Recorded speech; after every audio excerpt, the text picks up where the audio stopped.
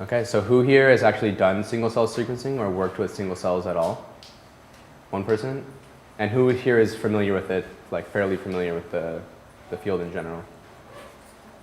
Okay. Okay, so I'm going to do a little introduction to a tool we developed called Ginkgo for the interactive analysis, quality assessment, and I think the most important thing is the visualization of this data. So when I came, I'm a PhD student in Mike Schatz's lab, and when I came here, I was kind of interested in single cell work, and I quickly found that there weren't actually any tools available at all to do this kind of analysis. So if you wanted to do it, you had to do everything from scratch, from the ground up. In addition, just tools in general, if you guys have tried using them before, a lot of times they won't even compile, they won't install. If you can get them installed, they don't work very well. So we wanted to make it a really, like a completely visual tool. So all the things that you would look at would be in pretty pictures and graphs and plots, and they'd be interactive so you could navigate and zoom in. We just wanted to make this process really easy for people in the community. So that'll be like the last half of my talk. In the beginning, I'm gonna go ahead and give you guys an intro to single-cell sequencing in general. I think one of the biggest gaps in the field is that people just don't know when they should be using it and what kind of systems they should apply it to. And then I'll actually give a demo of Ginkgo. So we'll use real data from published works and go through every single step as if we'd been doing it for the first time. And then lastly, I'll do a comparison of whole genome amplification methods, which are pretty much the bottleneck deciding if you're going to have good or bad data for this type of analysis. Okay, so why should we use single-cell sequencing over bulk sequencing to begin with? I mean, pretty much every study that's ever been done that's used sequencing has been bulk sequencing. Everything you guys learned so far in the course has been bulk sequencing. And this type of thing works well when you're comparing cells across the body. So we know like the different tissues like brain, heart, lung, they all have the exact same DNA, but they're very different cells with very different functions. And the reason for this is the proteins that make them up, right? And kind of the proxy for that is RNA. So if you're comparing, for example, you want to look at the expression differences between the heart and the brain, you can just kind of grind up the whole heart, the whole brain, and do RNA-seq on them. And what you'll get is an expression profile like this, where you'll find a set of genes that are upregulated in the heart and downregulated in the brain, and vice versa. And these are the things you'd use to kind of differentiate the two tissue types. So like these are like the brain genes, these are like the brain genes down here, and these are like the heart genes down here, and this kind of give you this like nice information about these systems. But what you're actually getting from this is just the average of a lot of different signals. What you're getting is these things are the core things that differentiate the brain and the heart, but you're actually missing a lot of information by doing bulk sequencing. So imagine if we just take the heart and we look at two different cell types, like maybe one cell type that's involved in like the pump and one cell type that's involved in generating like an action potential. And so what we'll find is if you actually do single cell sequencing of like 100 cells, for a specific gene, you might find it has super low expression in one of these tissue types. And then if you do it in the other cell type, you might find that it has extremely high expression. The problem with this is when you're doing bulk sequencing and you have low expression in half the cells and high expression in the other half the cells, and then you mix them together, what you get is something in the middle. So what you're actually getting is a signal that doesn't even exist in any of the cells in the heart. So you either have this thing, this gene is either always on or always off. It's never in this like mid-range level. And for a lot of the genes, when you're doing bulk sequencing, this is exactly what you're getting. You're getting these mixed signals and you're losing a ton of critical information about certain intricate parts of these individual tissues. And this gets even more crazy when you're looking at temporal dynamics. So if you look at things like development, you can take the exact same cells from the exact same tissue, or what people thought were the exact same cells. And if you look at one gene, in one cell type, it might have this like a wavy expression dynamics, and another it might start low and then peak up. Some is just always off, and some is just always on. And when you're studying things like development, then you actually just lose a ton of information by doing bulk sequencing in general. I feel like this is very intuitive from the RNA side. It can get a little bit trickier on the DNA side, but kind of the foundation for why you use single cells is anytime you have a heterogeneous system. So if you have mixed cell types where you expect to have different expression or different DNA, then single cell sequencing is the perfect application, and it's now actually cheap enough that pretty much any lab that's doing bulk sequencing can afford to do single cell sequencing as well. Okay, so some examples of this. A really big one right now is metagenomics, of course. This is really big. So this is a geyser in Yellowstone National Park here in the US. It has this really cool rainbow coloration, and it's actually due to bacteria. So the bacteria, actually, this is a really, really hot spring, and so these different colors here come from cyanobacteria that actually undergo photosynthesis, and they absorb at different wavelengths, and that's why you get this coloration pattern. And so what people have tried to do is actually harness these to generate biofuels. So they want to have them carry out photosynthesis for you and then convert that into fossil fuels, and then you can use those for whatever you want. So people have been trying to do this, and so the idea was to study which ones which color spectrum would probably give you the best data. So you could just pick a bunch of cells from the blue and you could do sequencing, pick cells from the green or the yellow or the orange regions. But it turns out that these aren't just one set population of cells. They're actually a mix of hundreds of completely distinct bacteria. And when you're trying to do like an engineering experiment where you want to isolate the best one for use, if you're doing bulk sequencing, you're averaging out this signal again. And this gets even more complicated when you look at stuff like the microbiome, where you have a mix of human cells, bacteria, fungi, and virus all just kind of mixed together in your body, in your lung, on your skin, pretty much everywhere, and you can find it. And what's remarkable is that your cells are actually comprised of more bacterial cells than human cells. So we're all actually just like walking bacteria more than we are walking humans. And this information, you can actually get decent information doing bulk sequencing if you're looking at the DNA. So you can actually isolate these individual populations, and this is how a lot of the work was actually done. But if you want to look at things like RNA, where you actually have different temporal dynamics and diet-dependent dynamics and stress-related dynamics of these different bacteria, there's no way with bulk sequencing you're ever going to get this type of information out of it. And so we've seen this big switch in the field of this microbiome analysis where people are now actually going into the single-cell work and using this instead. An example that's more specific to just human cells is immunology. So our immune system actually has a lot of diversity. It's rivaled only by germ cells and how diverse the cells actually are with respect to one another. And this is because of somatic recombination. So you have something called the BDJ region. And this is because of recombination events where your body's actually intentionally shuffling the DNA. And this is how you can generate this diverse repertoire of immune cells that can target foreign invaders in the body. And so these have been extensively studied, both B cells and T cells, which are part of this response. But with bulk sequencing, again, it's really, really hard to capture this type of information because these signals are different. And when you mix them together, you pretty much lose out on all this information. So that's just kind of a look more with respect to like the RNA side. But we're specifically interested in structural variation. So Maria talked to you guys about the SKBR3 genome and structural variation in general and showed you guys this slide. I'm focusing on a specific subset of these things. So copy number variants are looking only at deletions and amplifications. So what are these really? So you know you have two copies of each chromosome. We have a diploid genome, so you get one chromosome from your mom, you get one chromosome from your dad. And the way that these are actually showed in the field is with something called a copy number profile. And so you have on the x-axis all the chromosomes from 1 to 22, X and Y. And on the y-axis you have the copy number. And so if you have a normal diploid genome, you expect to see two copies all the way across, so just a flat line. You can see the Y chromosome actually has 0 copies and X has 2, so this is from a woman. But you can also have deletions. So this is where a part of the chromosome or some genomic segment is actually deleted. And what this looks like on a copy number plot is instead of having a copy number of 2, you have a copy number of 1 or 0, where you're actually missing DNA. And this can be a whole chromosome, or it can be a little segment of a chromosome, or a chromosome arm. Alternatively, you can have amplifications. And this is where the genome gets actually duplicated. And this can happen one time, so you have a copy number of 3. But in a lot of cancers, you'll have 50 to 100 copies of certain segments of the genome. And what this looks like on these copy number plots is instead of copy number of 2, of course, you have a copy number of 3 or higher. This is indicated by these red segments here. So what we're really interested in developing this tool is looking for exactly this. And one of the big reasons we chose to look at copy number variations versus all the other techniques is that it's actually very, very hard to get resolution given the current state of the technology. But CNVs you can actually call very accurately if you use the right steps. So some things that these have already been applied to are in this tree here. So a really big one is cancer. So we're looking at systems where you expect heterogeneity and you expect copy number events, and that's like the hallmark of cancer. You have these mixed tumor samples that have lots of different copy number events. People are looking at circulating tumor cells, so you can actually look for these cells in the bloodstream and you can pull out these tumor cells. And it's actually becoming a good prognostic marker where if you have a cancer and you routinely screen the blood, if you see circulating tumor cells start to increase, it means you're probably developing a metastasis. And so you can determine if you want to have more aggressive treatment based on something like that. Another is neuronal mosaicism. So people believe for a long time that maybe there's changes in the DNA and that's what causes all this complexity in the brain. And this is still a bit of a touchy subject in the field, but people have found that for some reason neurons actually have more copy number events than any other tissue in the body.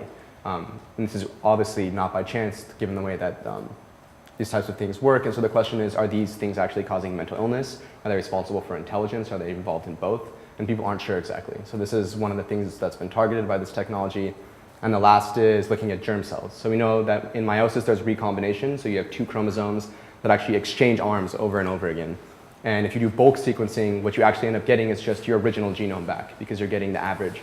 But if you look at these individual sperm cells separately, you can actually see exactly where the recombination events happened, how frequently they happened. And so this made a really, really complicated problem super simple just by changing up the technology. Okay, so I'm going to dive into a little bit more of the specifics on a few of these things. So up until very recently, actually, it was mostly believed in the community that a tumor was caused by one rogue cell that would just grow into its own population. So you'd have just a single cell, it would become cancerous, and then that one cell would just build a huge population. And the idea was if you could kill that population, that one cell, the whole tumor would die. But it turns out that doesn't actually work very well because what you normally have is a founder clone, and then this ends up generating additional mutations, and you get whole separate sets of clones here in purple, blue, red, and green with actually very distinct genomes. And so when you see people go into remission, what's happening a lot of the times is that you manage to kill like 3 of these cell populations, and it looks like the cancer goes away, but you miss this green one because of a certain mutation, and this ends up growing up again, and then you relapse and you have cancer again. And this was seen by people in histology reports. They could look at the tissue and see that it looks like there's different types of cells, but they were never really sure at the genetic level what was happening. So really the famous study that kind of showed this for the first time was done by Navin et al. This was here at Cold Spring Harbor with Michael Wigler. And what they did is they took a breast tumor from a lady, and they did single cell sequencing of 100 different cells, and they clustered them based on their copy number events. And what they found was they had a population of normal cells. So even though you're taking a tumor sample, there's still normal cells mixed in. There's like immune cells. And then there was 3 other distinct populations. One comprised mostly of deletions, one comprised, and then 2 different ones comprised of amplifications. And this was the first time they really definitively showed that a tumor was actually made up of distinct clones. And this has had like drastic changes on how people are now actually treating these cancers and addressing this problem. Kind of an extension of that is metastasis, and this is where the tumor actually gets so aggressive that it's able to separate itself from its original tissue source and get into the bloodstream and then go somewhere else in the body. And this often happens when you have stuff like mutations in adhesin proteins where they no longer have to bind to their cell type and they'll float off. And then they can take root somewhere else in the body and even start finding additional clones. And these tend to be really aggressive.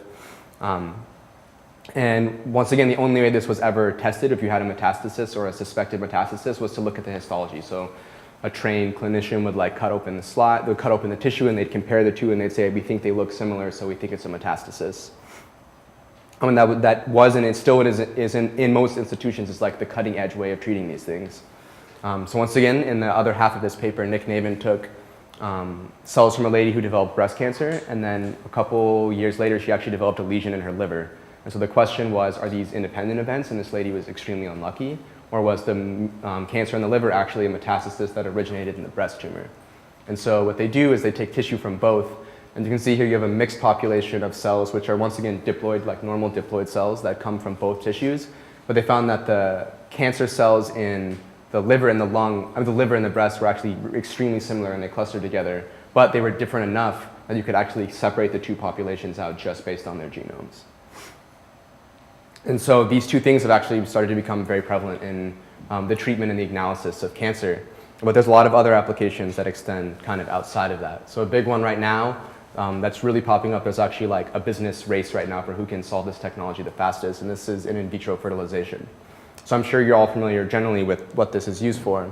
But something that's actually really amazing is that if you take the embryo at the 64 cell stage, you can actually take 5 or 10 cells out of the embryo, and the embryo somehow knows how to replace all of those cells and grow completely normally. You can actually strip cells out, it'll grow fine. What's cool about that is you can take these 5 or 10 cells and you can do single cell sequencing on them.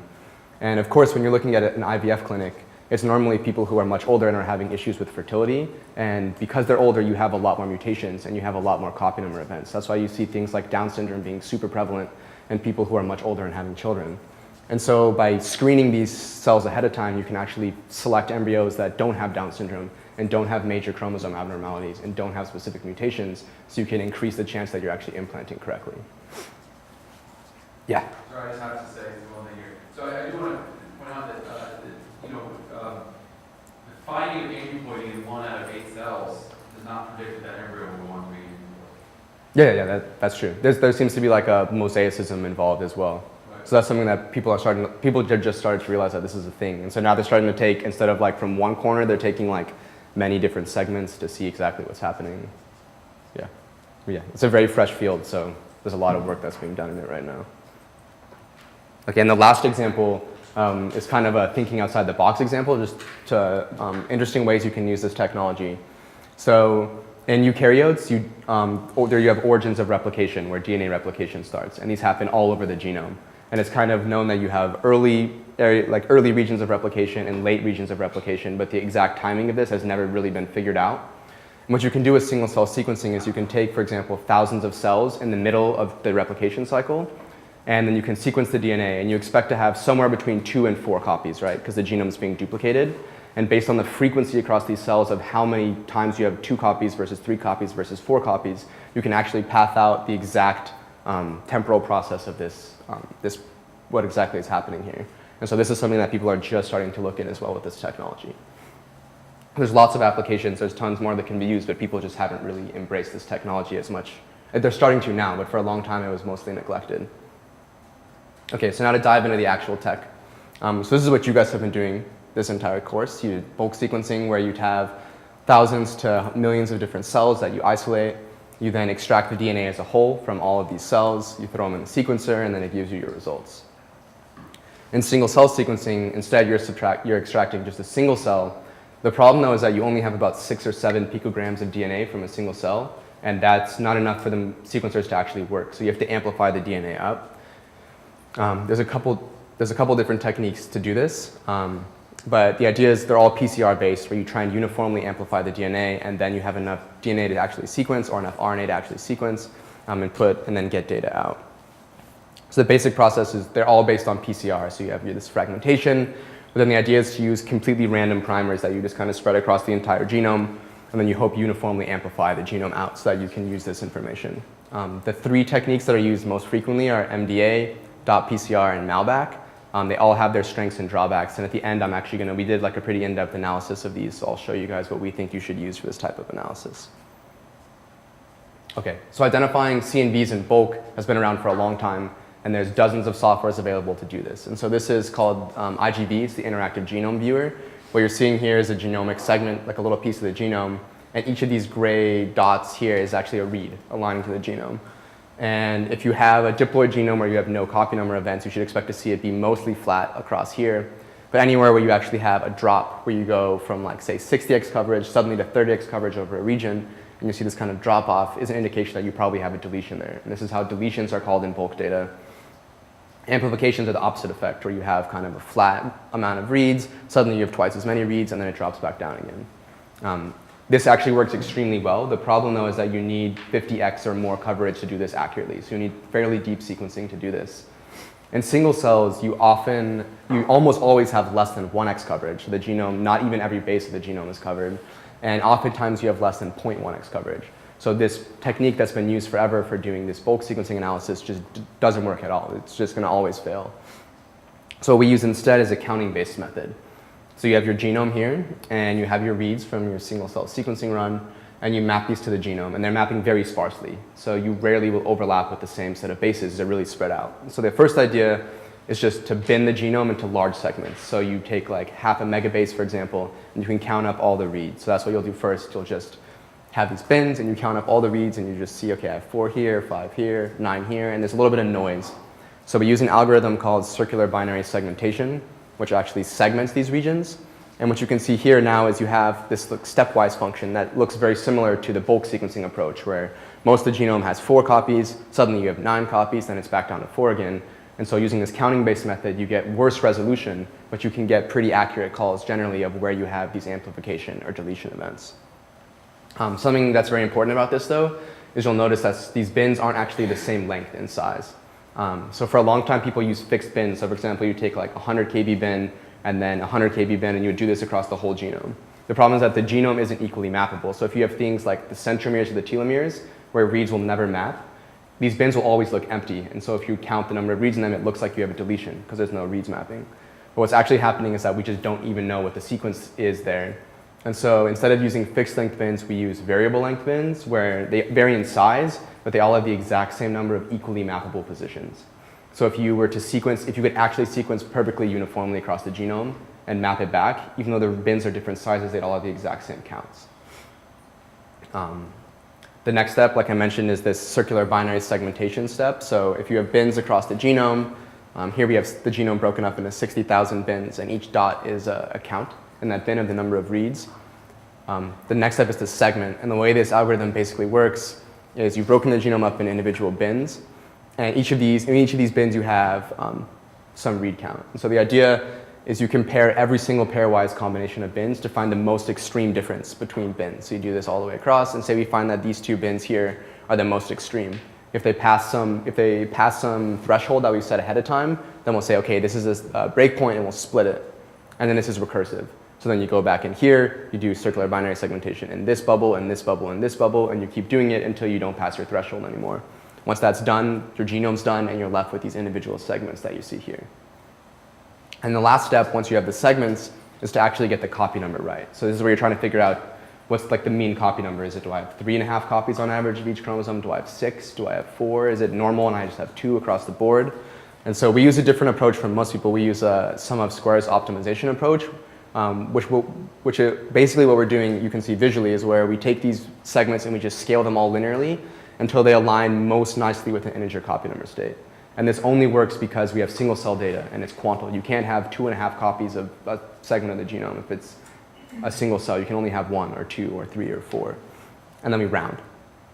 And that's kind of the breakdown of the entire pipeline from start to finish. I mean, a lot of the details are missing from this, but that's basically what we're doing. And so the idea then is that into the pipeline, what you're basically doing is feeding in reads from hundreds or thousands or tens of thousands of single cells. And for each of these, we're going to generate a copy number profile for each of the individual cells, and then we're going to cluster these. And we're going to give you a population level look at what your cells look like, what they might be breaking out into. And then on top of that, we generate a bunch of different tools that I'm about to show you throughout the demo. So I'm going to go ahead and jump to that. So the way our analysis pipeline works for Ginkgo is you have to upload data in bed format. And then the first thing we're going to do is bin the reads, like I mentioned before. We're going to just count how many reads fall into each of these bins that we've made. The next step is there's actually a ton of different biases. This is actually the trickiest part with single cell sequencing, is that there's a lot of areas where there's just biases that pop up you have to correct. Then we'll segment the bins with CBS, we'll call copy number, and then we'll develop all of these tools for you guys to look at. So as you guys probably know, when you're sequencing stuff, you don't actually get the data in bed format, you get it in FASTQ format. In order to get to bed format, you have to map the reads, and then you have to remove duplicates, and then you have to convert to bed format. So we actually have a Galaxy pipeline for this too. So basically, you can get your raw data, basically press one button here, and then get like publishable ready results out at the other end. So that was the idea behind this project, just make it like super easy, super simple, and super intuitive to use. So now we'll dive into the demo. So here's this, I mentioned this project before from Nick Navin. So remember there was a woman who had a tumor in her breast, and then sometime later she developed this lesion in her liver. And so we're going to take this data and we're going to look at it as if we've never seen it before and go from start to finish through the exact process that Nick Navin and his group did at the time. So what they did is they took this tumor and they cut it up into pieces, and they extracted 50 cells in the actual paper. We're going to do 8 here just to make it streamline the analysis a little bit. And then we take the liver lesion, chop it up, and we get 7 single cells from the liver tumor. And so these have been sequenced now. And so what you can do is you can go to Ginkgo, and the first thing we'll do is add files. So here's our 15 cells that we have from these 2 different parts in this woman. So we'll upload those to the website, and then it'll go through and it'll give you progress on how long it's taking and how much data you have. When that's finished, we'll go ahead and hit next step. And this will take you to the page where you can select your cells. Since this is the first time we've ever looked at this, we're just going to take all the cells, but it might turn out later that when you look, half your cells are garbage and they didn't work. And so you might want to like unclick those later on for your second analysis. And then we can scroll down and we can name the job. So we actually, there's a drop-down tab here that will save all of your previous jobs. So you can name them just to keep track of everything.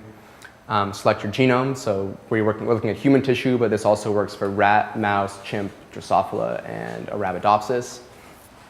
And then you can put your email if you want to be notified when it's done. But for like 100 cells, it takes usually 30 minutes or less to run through this. So it's pretty quick, so a lot of people just don't even bother with this step. And we have a lot of advanced parameters, but we're going to ignore those for now because the default settings work really well. So the first step will be to map to the genome. So we'll be mapping the bins, basically just counting the reads, and then it'll do the rest of the analysis after. And so the whole philosophy behind this was the first thing was to get a population level view, and then to kind of zoom in and to get the information that you actually want to look at individual cells. So the first page is like the high level population view. So what we can see here is it looks like we have, well, I can't even see that from where I am. So we have what looks to be two different groups. So we have like this main cluster, this cluster of cells here, and this cluster here. And we see that it's kind of weird because there's mixed samples here. So there's cells from the primary tumor and the metastasis mixed together. And what you can actually do is you can mouse over these to get kind of a pop-out view of the copy number. You can see the mixed samples are actually all diploid. So they're clustering together because even though we took cells from tumors, there's still normal cells mixed in. So it's no surprise that all the normal cells are clustering together. And then in the second group, it looks like it's kind of split. So we have this like second grouping that's different from diploid cells, but there's two different groups, one of primary cells and one of metastatic cells. And if you mouse over these, the red is showing you amplification. So these genomes are really heavily amplified. There's almost no diploid segments at all as you go down here. So the next thing below is a summary table. And this can actually be sorted. So it's just giving you like the name of the cell, a little snapshot of the copy number profile, the reads. So you can sort either direction on that. You can sort by the read count, the variance, or the index of dispersion, which is a ratio of the mean to the read count. And if your data is really bad, this is normally a really high number. It's just a quick way to screen your data. Additionally, we have ways to actually select individual cells for comparison. So we're interested in this primary and metastasis cells here. We might want to look at them side by side. So you can go ahead and you can select two metastasis cells here, and we can select two primary cells down here. And then there's 4 different things we can look at. So these 3 are like really stereotypical like quality control plots that people use in this field. So you can plot either of these. We're going to go ahead and look at the copy number profiles. So what you can see looking at these at first glance is that they actually look very similar. So the profiles from the metastasis and the primary tumor do look like they probably actually come from the same area, but you can notice that there are differences. So there's this area here the metastasis has that's different than the primary tumor, and the same thing is happening here. So although these have very similar profiles in general, there are some differences that you can use to actually separate these out by eye. And of course, computers are much better at doing this than we are. So you can go down to the heat maps that we have here, and you can see what this is showing here is the genome, all the way across from chromosome 1 to chromosome 22, X and Y. Red is an amplification, blue is a deletion, and white is no copy number change. You can see you have all your diploid cells here clustering together, and then you can see the metastasis and the primary tumor look very, very similar, but there are differences, like these regions here and here, which let you separate out the two populations.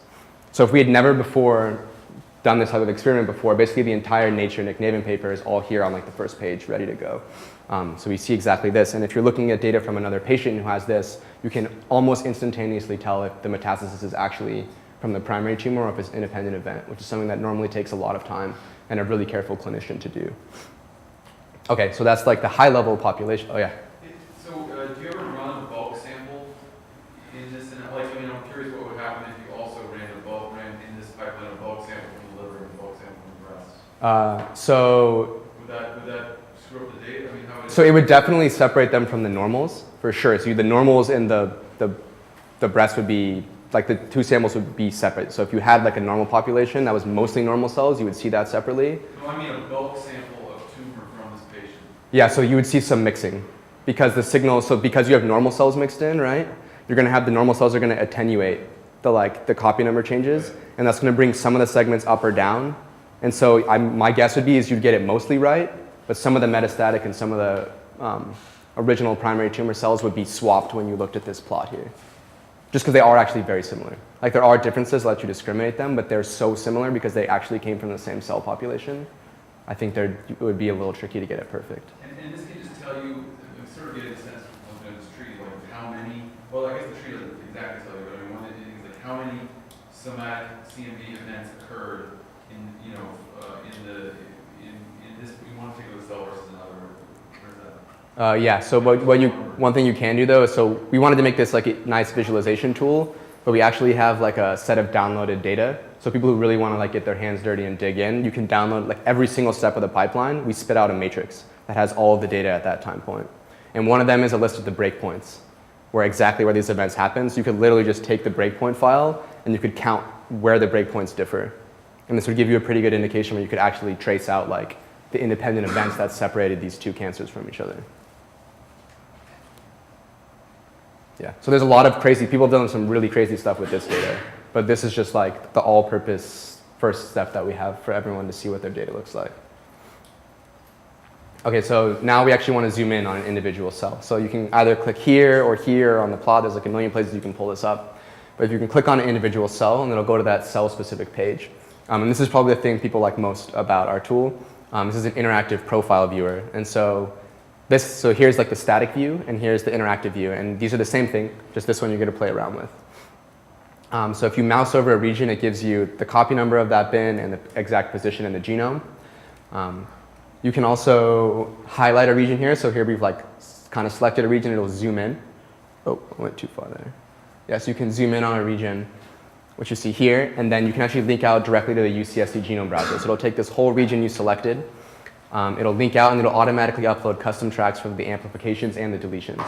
And so if you want to see, everyone always wants to know like which genes are amplified, which genes are deleted, you can immediately just look where they overlap and get like the first taste of exactly what's happening with your data. If you already know what genes you're interested in, you could search. So for example, you can type in TP53, it'll find it for you and annotate it. You can go ahead and search a new gene, BRCA2, it'll pull it up here, and then when you zoom out, it'll actually keep your annotation. So you can use this to like share with collaborators or just to like get a general idea of where these mutations are happening. So if we scroll down, once again, we have the static profile viewer. So this is like publication ready copy number profile, easy to share with collaborators or to put in papers. Here's the redistribution. So here's what it looks like after, so here's like the raw data when we've just summed the reads up into bins across the genome.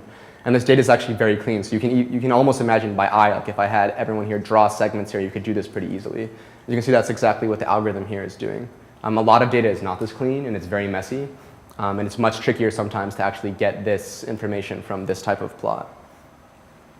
Below here, we have these 3 plots are quality control plots. This is called a Lorenz curve. It's like, for some reason, been adopted as like the industry standard for how good your data looks. And so we just automatically build these for you so you can look at these for each cell.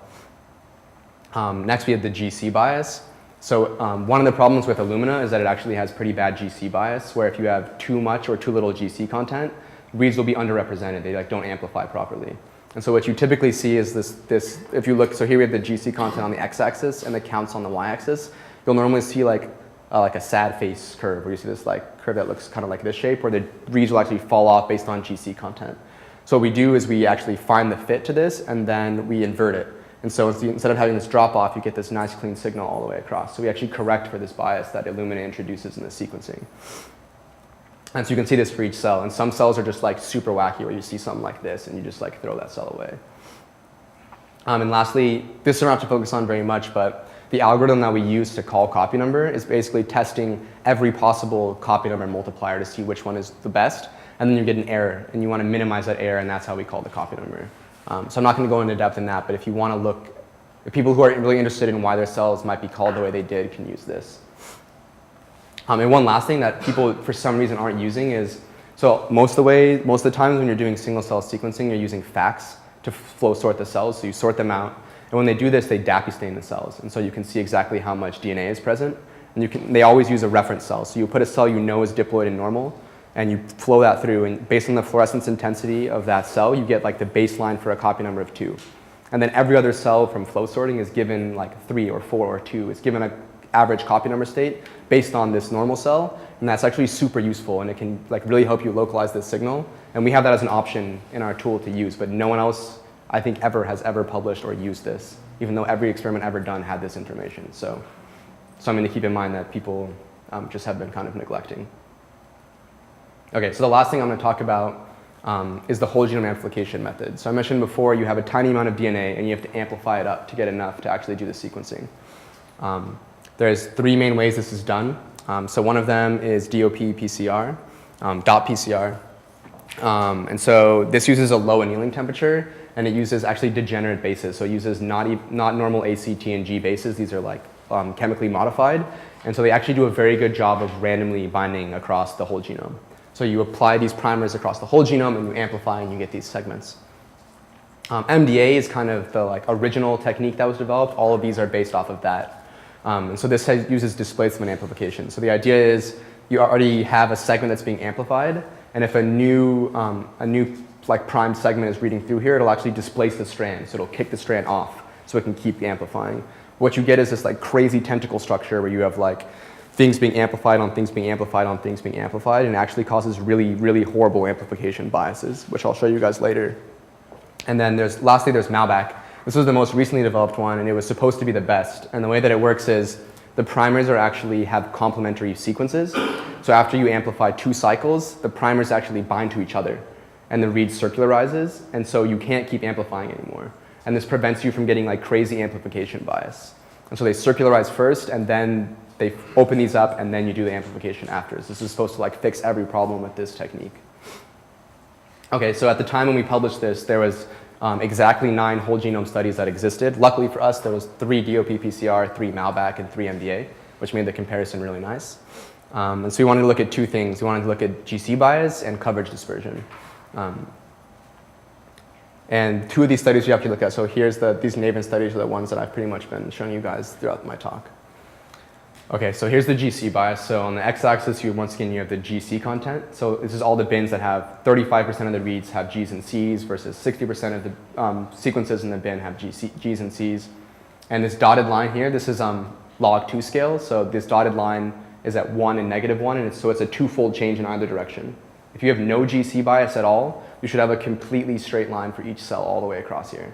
And these 2 lines are basically like the acceptable range of bias. So if you're within these 2 lines, the GC bias is considered okay. If you're outside of these 2 lines, the GC bias is very bad. You can see with MDA, you have this immediate fall off, where if you do MDA, you have really bad GC bias as the GC content gets higher. And actually, less than 50% of the bins actually have acceptable GC bias. Malbac looks kind of bad, but it's actually not that terrible. 96% of the bins fall within the acceptable GC range. And .PCR down here, 99.6% of the bins fall within the acceptable GC range. So it looks like .PCR is performing the best here. Like I mentioned, we can actually correct for this. So I mean, if you put bad data in, you get worse data out. But we can still correct for a lot of the problems that you see here. Something that you can't correct for, and this is what pretty much defines whether you're going to get good data or not, is the coverage dispersion. And what we mean by this is, what we're basically trying to do, right, is use read counts to draw these segments. So you can see with .PCR, this little read cloud here actually tightly binds the segment. As you go to Malbac, you see the cloud is like much larger, that you have this large dispersion, and it's harder to draw segments accurately, and then in MDA, you're like basically just guessing where the segments are, because the dispersion is so ridiculous that there's no real way you can accurately call the copy number state. So people had started to see this comparison between DB-PCR and Malbac, and people knew .PCR was better, but the entire community started switching to Malbac for this type of analysis at some point. And it didn't come to light until a little bit around when we were starting to publish this that it wasn't actually the right tool to be using for this type of analysis. So this is what you can see visually, but of course you want to quantify this. So we use something called the median absolute deviation, the MAD. So you expect neighboring bins to have more or less the same copy number state across the genome. The only time this would change is if you have a copy number event, which is very rare compared to the number of bins. So the idea is you take the median absolute deviation of neighboring bins, and you want this number to be as small as possible. The MAD is basically the noise in your system. So if you have a higher number, you have more noise. Lower number, you have less noise. You can see the .PCR has the lowest median absolute deviation. It's also very consistent between studies. Malbac gets worse, and it's more inconsistent between studies, and then MDA performs the poorest, as you could see from this representation here. So in summary, we've developed a platform for single-cell CNV analysis and visualization with a really big emphasis on like making nice visualization tools for the community. For copy number analysis, we recommend using DOP-PCR. If you're trying to look at things like SNPs, .PCR is actually very bad because although it covers the genome uniformly, it misses like 90% of the genome, which isn't good for calling SNPs. And MDA, which is terrible for copy number analysis, actually has very good coverage of the genome. So you cover a lot of the genome, but it just amplifies so uniformly that it makes it useless for copy number. So MDA is great it's okay for SNPs, horrible for copy number analysis. And .PCR is great for copy number analysis, and it's horrible for SNP calling. And Malbac was supposed to be the poster child that was like the best of both worlds, but it's actually just worse at both things. So until they get better at developing that technique, I recommend not using it if you guys are looking to use this type of technology. So check it out and give us feedback. I mentioned before there was a drop-down tab on Ginkgo where if you like named your samples, you could find them again. All 9 of the data sets we analyzed are all up there, so you can see the full analysis that's been done on those. If you want to have a tutorial or like a basic breakdown of how to use both the Galaxy pipeline and the software itself, it's this link here if you guys want to write this down. So here's a link to the PDF where you can get the like a 4-page thing of like all the basic steps. The paper was also published in Nature last month, so all the in-depth stuff is going to be there and the methods and everything. So we've been tracking the analytics on it. So this went live in January. Since then, we now have more than 1,000 users on the website, more than almost 22,000 page views, and users spend about 10 minutes at a time uploading their data, running it, and then getting off. So it's quick, it's easy, people are adopting it, and there's companies and institutions that are starting to adopt it as like the de facto tool for this type of analysis. So we're pretty excited about that. I want to thank the Ginkgo team, of course, for helping me build this, and my advisor, Mike Schatz. I'll take questions.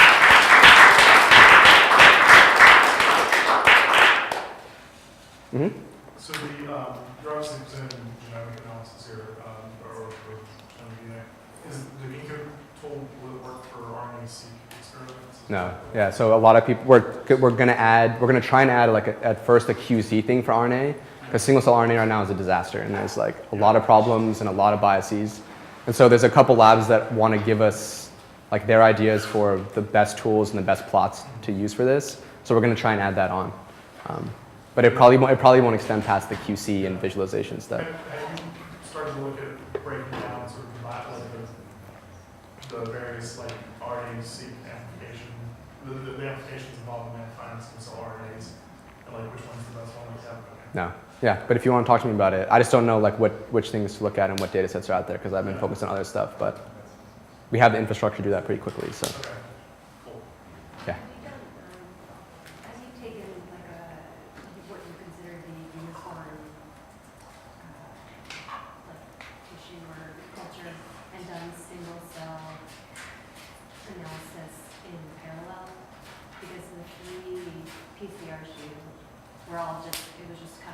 Yeah, yeah. Right? So other labs have done this. I don't know if it's been published yet, Yeah. but here we've like, before we pick an experiment to use, we test all of them on the same data. And even if you keep everything perfectly in line, it gets like the distinction between the three types is even more extreme. Okay. Yeah. And so that in that, you still recommend. Yeah, it's what like all the in vitro people too, who are like the ones that are actually like racing to make money and get the like best resolution possible. I've tried everything. And all of them are using some variation of .PCR2. So. And when people upload their single cell sequence and it gets run through Ginkgo, does that data get archived anywhere? You said you can. Yeah, we keep it. Right now, we say we keep it for 3 months. So far, we've kept everything forever since people have uploaded it. Okay. Yeah. So it does get saved. Someplace where someone can access Yeah. So there's a way you can install this standalone. It's a little tricky to get up and running. But if you have like clinical samples where you're like Right. trying to keep the information private, we can help you set up something so you can run it on site, so it's local. Yeah. Yeah. For at least the neurons, there's single nucleotide variants as well. And I'm wondering if I know it's a very different type of data. You talked about that, MDA can also might be better for SNPs, single nucleotide variants. Is there interest or thought about trying to do this kind of analysis for single nucleotide variants? Yeah, it's also on the books. So we're trying to decide between which one we want to do. Surprisingly, copy number variation is like really robust. We can have like 3 reads per bin, which is like it's like 0.0001x coverage, and it still works pretty well if your data is clean.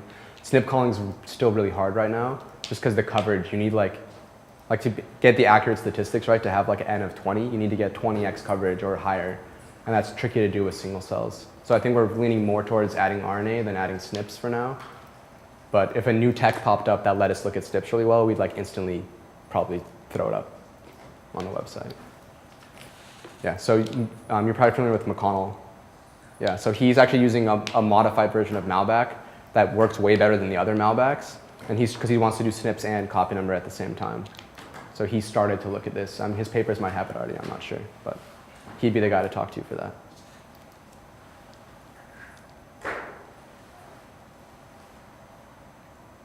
All right, thanks guys. Does this have any potential applications to like rapid comparisons for like RNA-seq from single cells, or? I mean, theoretically, but right now it doesn't work at all for RNA-seq. Okay. Yeah.